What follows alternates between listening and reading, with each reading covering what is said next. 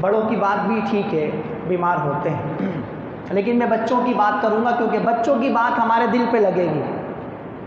جب ہمارا بچہ بیمار ہو جائے تو پورا گھر تڑپ جاتا ہے، پورا گھر بے چین ہو جاتا ہے۔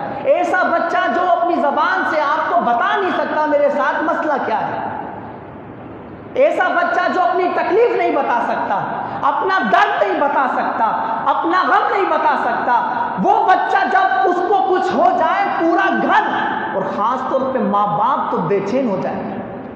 پھر ماں باپ اپنی ساری جائیداد اپنے بچے کی جان بچانے کے لیے قربان کر سکتے ہیں کہ میرا بچہ بس بچ جائے۔ ڈاکٹر صاحب جو کچھ چاہیے لے لیجئے، میرے بچے کو بچا دیجیے۔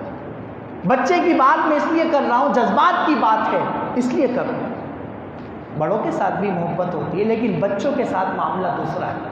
ایک معصوم بچہ، ناسمجھ بچہ، کمزور بچہ، اس کے ساتھ معاملہ دوسرا ہے، اس لیے کر رہا ہوں۔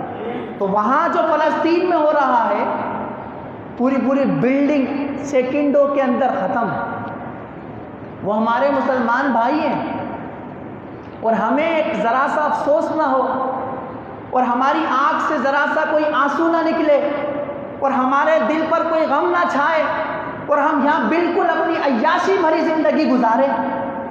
ہم افطاری پر اپنا دسترخوان سجا ہوا دیکھ کر بھی ہم ان کے غم کو محسوس ہی نہ کر سکیں، جبکہ ایمان اور اسلام ہمیں یہ بتاتا ہے مسلمان جسم کی طرح ہے کہ اگر جسم کے کسی حصے میں تکلیف ہو پورا جسم بے چین ہوتا ہے۔